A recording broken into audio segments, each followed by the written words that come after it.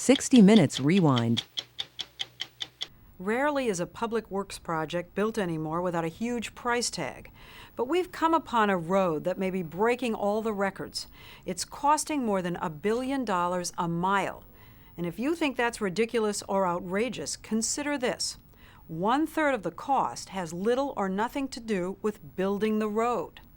What we're talking about is what they call the Big Dig, the most expensive road ever built. It's a 7.5-mile, $10 billion stretch of highway in downtown Boston. Why should you care? Because 85% of the price tag is paid for with federal money, your tax dollars. This is why Boston politicians embarked on the Big Dig, a perpetual traffic jam day in and day out on the main road through town, a green elevated eyesore called the Central Artery. The Big Dig plan? Tear it down and replace it with a wider road underground and add a new tunnel from downtown to the airport. Critics say the Big Dig is more of a beautification project than a traffic easer. Critics like Robert Sarasoli, the state inspector general who monitors how the Big Dig spends its money. When this project is done, and after all the aggravation that people go through, I think people are going to be sitting in a tunnel someday in 2004, sitting in traffic, eating fumes, saying, what did they do? I've said this many times, I said it many years ago, but the project is too big, it's driving itself. It's been driving itself ever since former Speaker of the House Tip O'Neill and Massachusetts Senator Ted Kennedy pushed for it in Congress a decade ago. Today, senators still remember why they voted for the Big Dig. It was kind of known as the Great Tip O'Neill Project, and everybody seemed glad to do that for Tip O'Neill. It's called the Central Artery, which the next time you go up, you'll see the interstate signs on it. We hope you'll enjoy your trips to New England. The Big Dig started as a $2.5 billion project under Democratic Governor Michael Dukakis. By the time he left office, the price tag had doubled.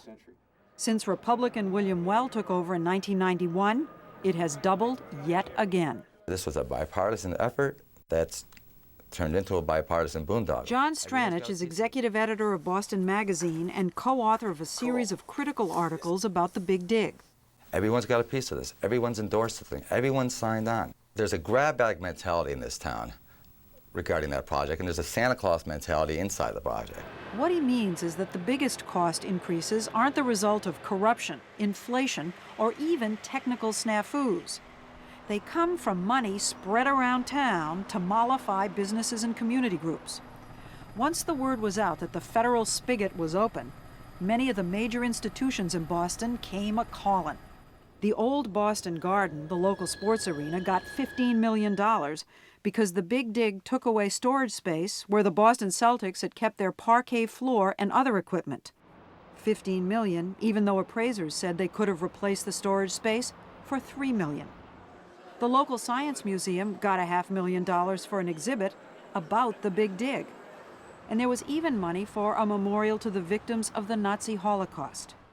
We asked the Massachusetts director of the Big Dig, Peter Zook, about the memorial. What does it have to do with the highway project? Right next to the Holocaust Memorial, we're making a mess down there for the next few years. And this was the first place that we could demonstrate in a public space that this project is going to bring with it amenities as well as the burdens of construction. Appeasing the public with amenities is a driving force of the project. They're building parks all around town, even one on this island which used to be a dump. Now, for $130 million, they're depositing dirt from the Big Dig there. When it's done, it'll be open for picnics. Harvard professor Alan Altshuler says it's what you have to do when you build a big public works project in the middle of a city. The federal government has created enormous incentives to satisfy all those who might sue to stop the project. So the pressure to achieve local consensus is phenomenally great. So they're expending an awful lot of money to make sure that the federal flow continues. Absolutely. The most important thing has been to make sure that nothing interrupted the flow of federal dollars. With that in mind, the motto of the project seems to be, keep everyone happy. Harvard, for instance, where Professor Altshuler and his colleagues have written a $250,000 history of the project. Who paid for the study? This study? This study was predominantly financed by the state itself. using federal money. So the same money. The same money. The same money. The police, working as flagmen on construction sites, are getting $66 million in overtime. And the fire department? The fire department saying, where's ours? What does the fire department want? They want a fireboat. They really say, where's ours? In so many words. In so many words. This is Boston, right? So they want a fireboat. The state says, fine. They have a contractor then go out and buy this fireboat for the fire department. The Big Dig forked over more than $230,000 for this little boat. The state inspector general says that was $100,000 too much because the contractor took a $70,000 commission for buying the boat and because the boat was designed wrong. Evidently, the firefighters with their equipment on couldn't get into the cabins of the fireboat. And the fireboat was designed in such a way so that the tanks, the fuel tanks, were exposed on the exterior, and therefore, if they were near a fire, the boat had the potential of exploding. So the boat had to be redesigned, again, because it wasn't procured properly. So they really couldn't go close to a fire. Right. This is not true. Yeah, this is true. Is it part of the contract that the state taxpayers or the federal taxpayers have to pay for whatever dumb mistake they make? Yes, I mean the taxpayers are paying for their mistakes. Yeah. Money is no object. No object when it comes to keeping the business community from complaining. Take the case of the tunnel they're building under this channel near the Gillette plant. Engineers said it would have been a lot cheaper to put a bridge here. How much less would the whole thing have cost than it's going to cost now? Our estimation could be around $500 million at least. As Other much people as conjecture. $500 million. Yeah, possibly, yes. One reason for the tunnel, project officials were worried about angering Gillette, which would have lost part of its parking lot if they had built the bridge. It's not just businesses they're trying to mollify. If a certain community is unhappy with a design for aesthetic reasons, well, change it, for instance. This is one of 4 ramps that cost $18 million to build. The ramps were part of a complex bridge system to cross the Charles River and feed traffic into downtown Boston. It was called Scheme Z. They considered 30 other designs from A to double D and settled on this one. But then some local residents got together and decided they didn't like this design. They said it was chosen without their input. Basically what it looked like, you ever see those slinky toys? It looked like a vertical slinky riding 10 stories up.